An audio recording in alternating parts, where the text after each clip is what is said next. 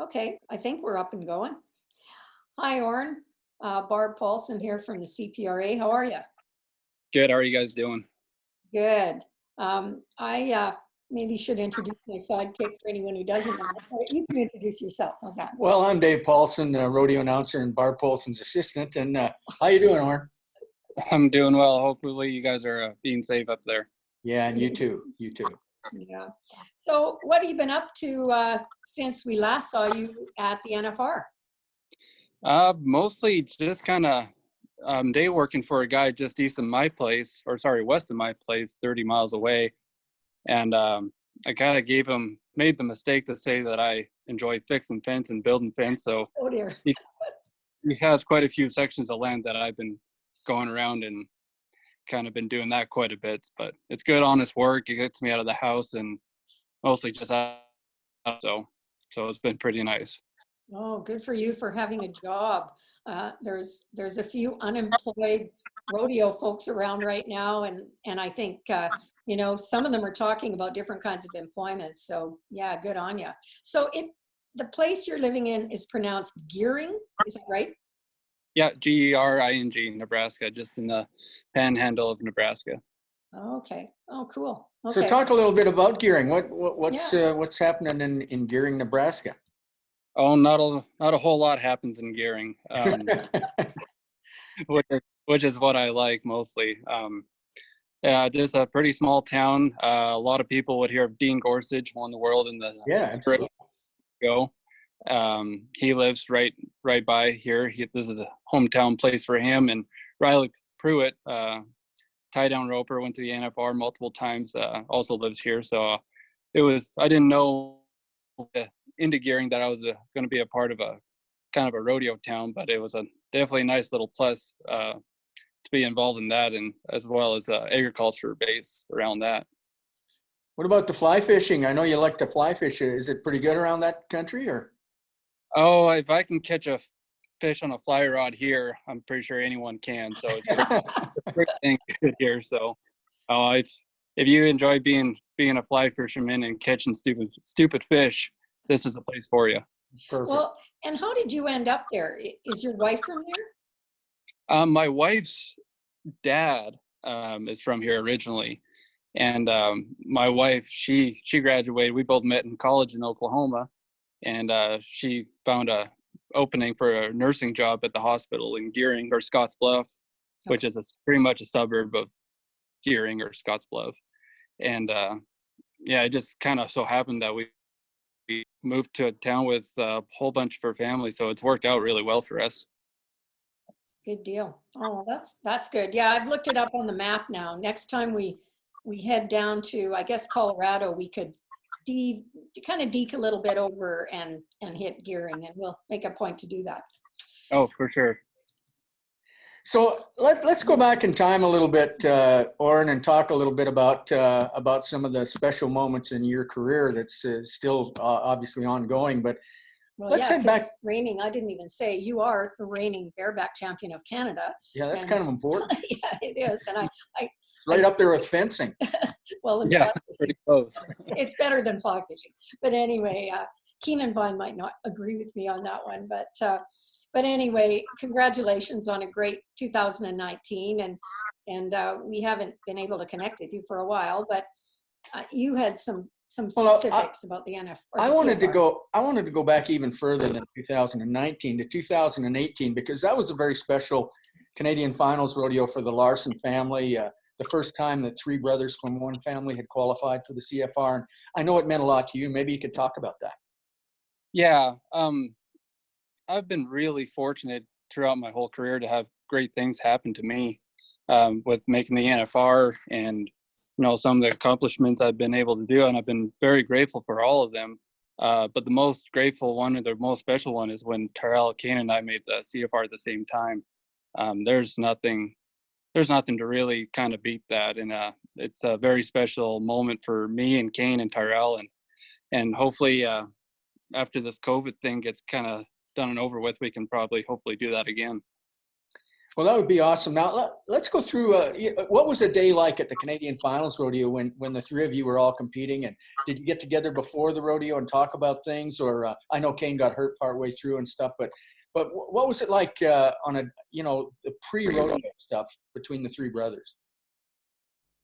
It was just kind of a chill afternoon, really. We kind of all met up with mom and dad, and I think we had grandparents there. We all just sat down and had lunch together, and we didn't talk much about rodeo and just kind of what we're doing with our lives. We haven't seen each other prior to that. Well, usually we'd never see each other all at the same time very much anymore. But so we just kind of act like it was just a normal day, and just kind of talked about what we're all doing with our lives, and then after lunch we kind of split ways and got ready and met up at the rodeo. And then as soon as rodeo started, it was you kind of realize how special that moment really is when things start kind of getting kicked underway. Well, and the Larsen brothers have really put Inglis, Manitoba on the map, even though you don't live there anymore. Your family's been out there for a while. Is that correct? Yeah, we moved from really Hand Hills, Alberta, from there to Manitoba back in '99. And so most of my childhood has been out in Manitoba, but it's always great to go back to Alberta and kind of see your roots and kind of explore that a little bit. So it's been very, very cool life I've been able to do. Well, speaking of cool moments in your career and your life, let's skip ahead to the 2019 Canadian Finals Rodeo. And for me, what made it so special, going into that final weekend, there was just a tremendous battle going on in the bareback riding. You know, you and Richmond and some other guys were battling it out head to head, and then it came down to Saturday night, and you made that amazing ride on special delivery. Let's maybe take that moment first, and then skip ahead to Sunday. But talk about drawing that horse first of all, and then making the ride that you did for 90 on it. I think that I was pretty fortunate the night before I won the go around, and was at the buckle ceremony, and I forget who told me I had special delivery, and I thought they were just full of it. And then they showed me their phone, and sure enough, I had special delivery. So I didn't get a whole lot of sleep that night, just because I've been on that horse multiple times, and I knew that was going to be that horse's last time in the bareback ride, and the bronc riders were going to take him and steal that horse away from us. So I was pretty happy I was going to be the last bareback rider to get on him, and then just a typical special delivery trip, just down the chutes, bucks hard, and I was so excited to have that horse there. Well, and you darn sure made the most of that opportunity. It was a spectacular ride, and that set the stage then for Sunday. And you came back with another Calgary horse, Zulu Warrior, and talk about that moment in time. And then I want to talk about the crowd, but you and I've had that chat before. But first of all, talk about that horse. That's a phenomenal horse, the Zulu Warrior. I've been on that horse a handful of times, 3 or 4, maybe 5 times, and I've been anywhere from 85 to 89 on him or higher. And very, very good, reliable horse. And that last perf, she's kind of known for squatting in the chute and not kind of cooperating for you. So I might have taken a longer time than I planned for in the chute, but with the Canadian title on the line, I would have taken a year. So yeah, no kidding. I want to make sure everything goes right. And then, as soon as that horse left the chute, it was just a typical trip for her. Just jumps in the air, kicks hard, and just so fun to get on. Now, you and I had this chat before, and I said to you, what was it like knowing the crowd was absolutely into that ride? Like, that was probably the loudest they were throughout the entire Canadian Finals. It was like you were the home team, and they were cheering for the home team, and they were so behind you. And I remember asking you about that, and you said, well, I didn't really have time to listen. I was kind of busy at the time, but that had to be special because it was electric in that building. It was, and I've been pretty fortunate to ride in, some pretty neat places, and that I can really say that was the first time I could really hear the crowd and to hear that while you're going on.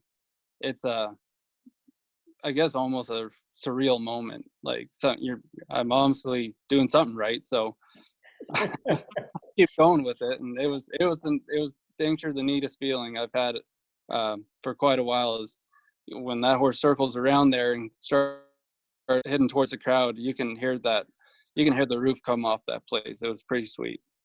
Well, and one of the things when I think back, and Dave didn't get to do all the talking at the CFR, I got to interview you a couple times. And I know you talked about being in the moment and about recognizing that rodeo or that experience will at some point in the future go away. Now, temporarily it's left us, but going back to that thought, have you reflected on that at all since then? Oh, absolutely. Especially with the time we have now, Yeah. and missing rodeo. But, and you touched on it. Like I try to absorb every sight, smell, and, taste of what that experience was like. And I think that's what a lot of people, including myself, kind of take for granted once rodeo is done. What was it like, and for the most part, it's just kind of a blur. But if you kind of slow things down a little bit after your ride happens, you can really enjoy the memory in the making and hopefully enjoy it in the future. Yeah, for sure. And talking about the COVID thing, how are you doing surviving this? Like you're obviously employed, which is great, and you're close to home. What are you thinking as you look ahead? What do you think's going to happen here? Oh, sooner the better, really.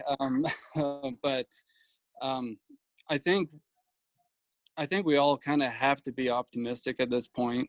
I know Canada is not really going to open up soon as far as rodeos, or the country in that matter, which is really unfortunate. But down here, I entered Cave Creek, Arizona the other day, and hopefully get to go to that by the end of the month.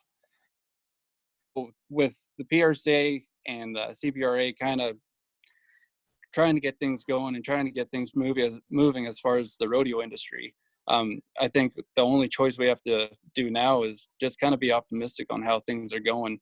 And, hopefully this will, start up in June or even July. But, I got to stay optimistic, or else, you got nothing else to really rely on. Yeah. Well, what are you most missing about rodeo?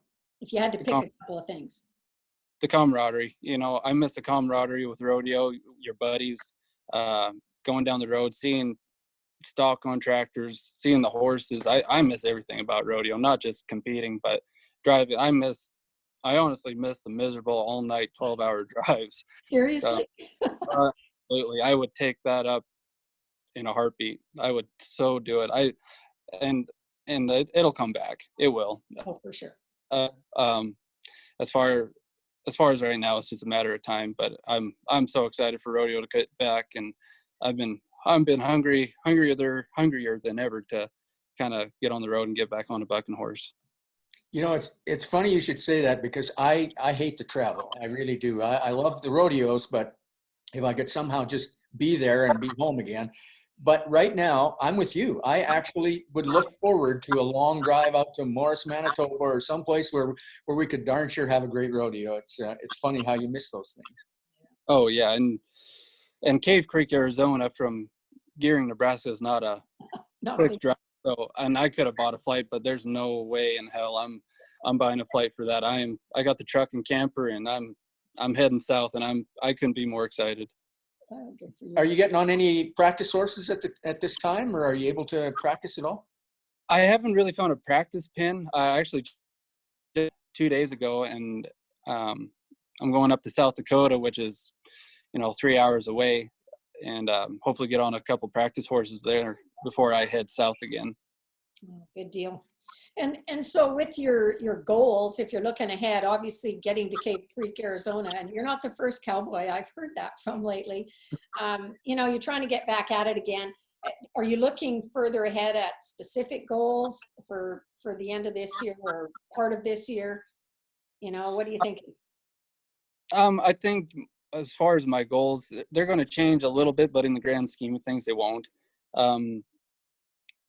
I think the only major change is, obviously when another Canadian title would be huge, but how things are looking, I don't know if that's going to be possible, unfortunately. But obviously a gold buckle has been priority one as long as a Canadian title for quite a while. So as far as my goals and what I want to accomplish during this year, that really hasn't changed a whole lot. Well, and you were so close last year. I mean, you finished up second in the world, fourth in the average at the NFR. You had a solid NFR, and so those goals are certainly realistic when we're talking about Orin Larsen, bareback rider. I hope so. Anyway, we can only pray and try and train as much as we can. But there's a locker room full of guys that are just as hungry as I am, and a lot of great bucking horses. So we got a few horses to get on before we get there, but I'm pretty excited for it. Well, and most guys should be super healthy, right? Because they're not banged up.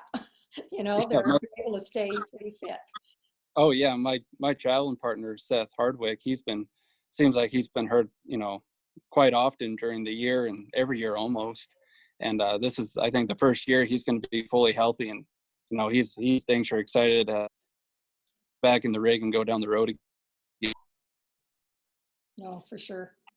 Well, I'll tell you what, Orin, it's been amazing chatting with you, and thanks so much for taking the time. And we wish you and Alexa all the best. Stay well, be well, and stay safe. And we'll really look forward to seeing you at rodeos down the road. Because I'll tell you what, rodeo is a lot better sport when Orin Larsen's there. I don't know about that, but I appreciate it, and we'll see you guys back in the winter circle. Sounds good. We'll be watching for you in the results at Cave Creek. All right, thank you very much. And I do have a couple of fences up here, could use a little help too, if you get it, if you can work that in. Yeah, I'll write up a contract and we'll see. Okay. Have a good day. Thanks, buddy. Thanks. All right, guys.